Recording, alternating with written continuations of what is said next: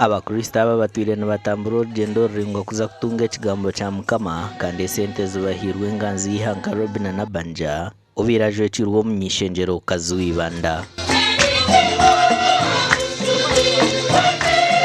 ahabwa cy'utandike kintu eki omwanya ogu gweshangire gwaza hare na n'amakereziya garuho bashera hare gwendera hare ntungamera hare kandi shangire rimo abantu bakuzire n'abarwire hamwe n'abana. Ladies and gentlemen, esteemed countrymen and women, dear brothers and sisters in Christ, welcome to this joyous occasion as we gather to support a noble cause, the construction of a new Catholic church for our beloved Kakoma Hika community in Mabona Parish. Umutunga bwa Nabanja simera abakristo b'umwanya ogu ahabwo kunda ruhanga baketerana hamwe kombe kiramzo kandi omukoro gona gurindine sente zuru kwika miliyoni 25.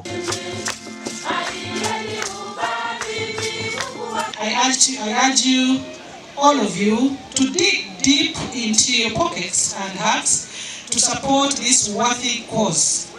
Every contribution will be a big blessing. Mando to atandika. Manza kumantombeka. Abuka tringa kutima musingi. Bwana mukuru Reverend Father Dr. Robert Kakuru najera ngo umurimo wo guteberezwa kweza sente zuru kurenga miliyoni rukaga. Omugana makuru abantu bishaza lya kabaka lya kabara barabwirwa kukwatanisa hamwe no kugararaho ibyo buhangwa bwensi kurabira umukubyara imitamwe n'ebindi. Rotary tusimba emiti era tukolaganira wamu n'obwakabaka bwa Buganda mu kusimba emiti nga tukola ekibira kya kabaka.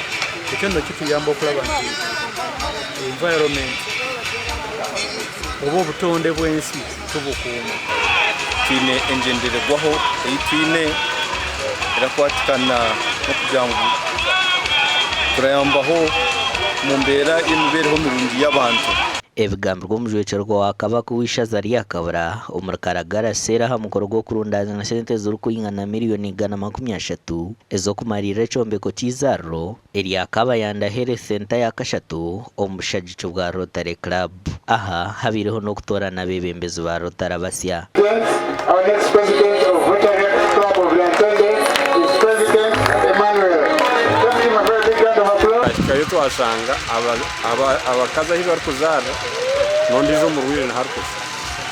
Ekintu cyabire kiri very inconvenience ngaba rwirabo. Wereza banno okusinga gwe wereza. Kale nno kiba kya kusomoza kinene. Bonna ba Rotarians baliwo kuwereza bantu mu society. Amakuru agagasha kwa Timothy Mushabe na Sandeke William. Mwanguwe